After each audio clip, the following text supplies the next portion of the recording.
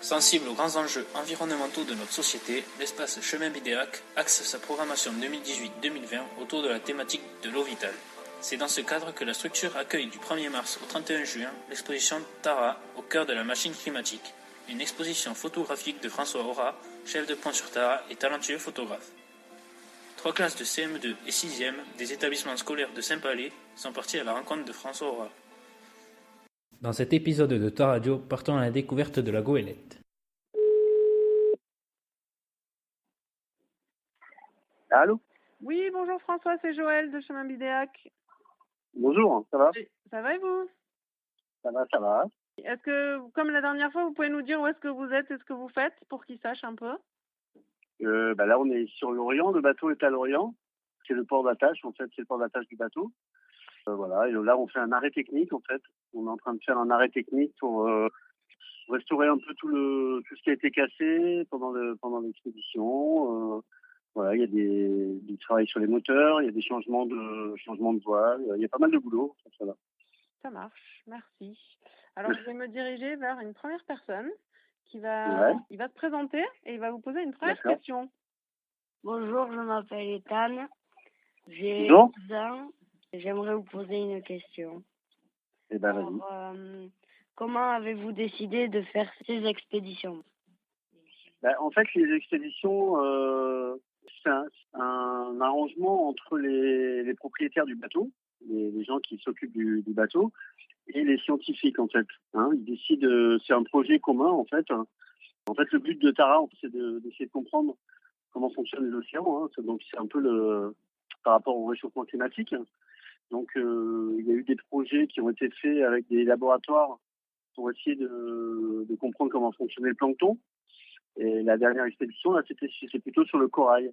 Donc ça, c'est suite à pas mal de réunions, de conférences, voilà, entre scientifiques et les gens du bateau, que sont décidées les expéditions, voilà, en fonction des besoins des scientifiques, en fait. Là, ils avaient besoin d'aller sur le Pacifique pour étudier le corail.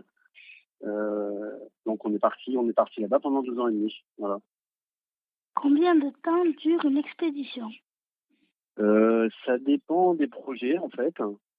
La première grosse expédition sur le plancton, en fait, on a fait un tour de tous les océans pour récolter du plancton. Ça a duré 3 ans. Après, on a fait une toute petite expédition de 6 mois sur la Méditerranée. En fait, ça dépend des projets, ça dépend du temps qu'on a pour faire. La Méditerranée, c'est beaucoup plus petit, donc on n'avait pas besoin de passer 2 ans ou 3 ans. Donc ça s'est fait en 6 mois. La dernière expédition qu'on vient de faire sur le corail, elle a duré 2 ans et demi. Et la prochaine, je ne sais pas encore. Parce qu'on ne sait pas encore où on va partir exactement.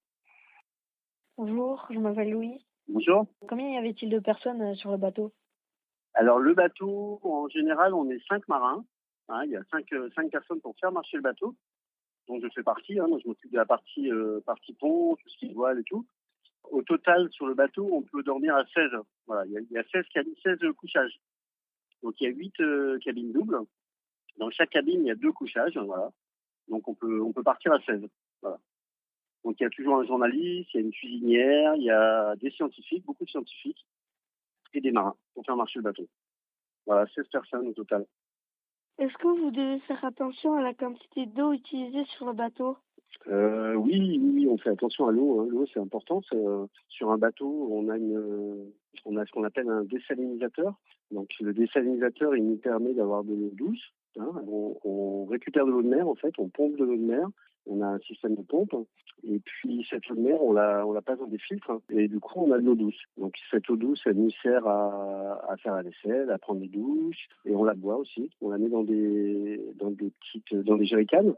Et c'est de l'eau qu'on boit, c'est de l'eau qui est potable. Voilà. Donc il faut faire attention parce que des fois, on a un réservoir qu'on peut remplir avec le désalinisateur, mais s'il tombe en panne, on n'a pas beaucoup de réserve en fait. Si on est en pleine mer et que le désalinisateur il tombe en panne, on a une réserve pour 10 jours à peu près d'eau douce. Donc on a aussi des bouteilles d'eau douce qu'on garde précieusement dans un coffre, enfin dans une cale. Et ça c'est en secours. C'est si jamais le désal il tombe en panne en fait. Voilà. Bonjour. Bonjour. Quand le réservoir d'eau potable est vide, vous arrêtez-vous dans un autre port pour prendre de l'eau?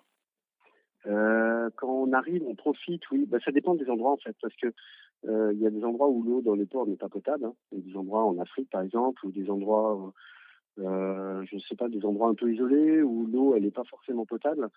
Donc on demande avant, on se renseigne dans les ports si on peut faire le plein d'eau.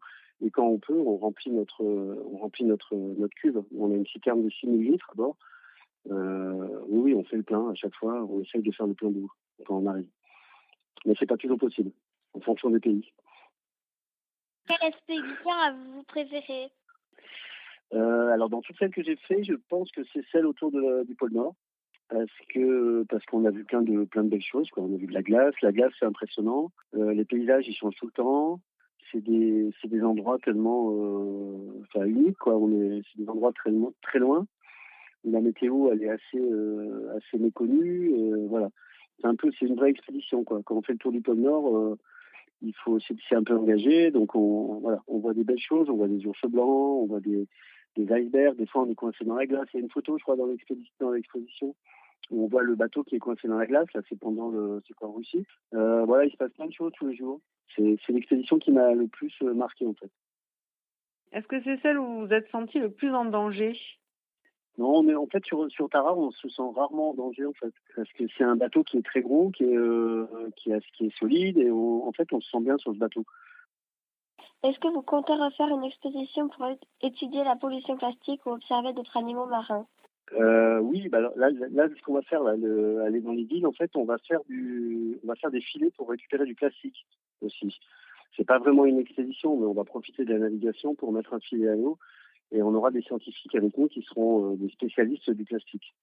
Du coup, là, partout où on va passer pendant les 6 mois qui viennent, on va récupérer du plastique pour étudier un peu les quantités de plastique en fonction des endroits où on va passer. Voilà. Bon. Merci beaucoup. Ça y est. De rien. Peut-être que vous avez une question, parce qu'ils vous posent tous des questions, mais peut-être qu'en sens inverse, vous avez une question à poser. Je sais pas. Là, comme ça, non, je sais pas. Est-ce que l'expo vous plaît? Est-ce que... Ah, alors j'ai quelqu'un qui me répond. Est-ce que l'expo vous a plu? Tiens. Oui, c'est intéressant de voir qu'il y avait... En fait, ce métier, je connaissais pas. Du coup, je trouve ça bien de partir voir d'autres pays qu'on n'a pas l'habitude d'aller voir tous les jours. Bah oui, surtout les pays nord, quoi, nord ou sud, les pays. C'est sûr que les avions, en général, les gens partent en vacances toujours un peu aux mêmes endroits, quoi. Nous, avec Tara, on a la chance de partir sur le pôle Nord, sur le pôle Sud. Donc, c'est des endroits où les billets d'avion sont très, très chers. Là, j'ai voulu y aller pour l'été prochain. C'est hors de prix, quoi, parce qu'il n'y a pas beaucoup d'avions qui vont là-bas. Et donc, là, on a une grande chance de pouvoir y aller avec ce bateau, quoi.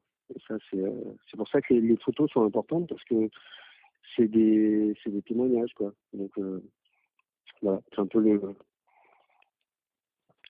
peu pour ça aussi que je fais de la photo aussi. C'est pour pouvoir ramener aussi à la famille, aux amis, des témoignages de tout ce qu'on fait, quoi.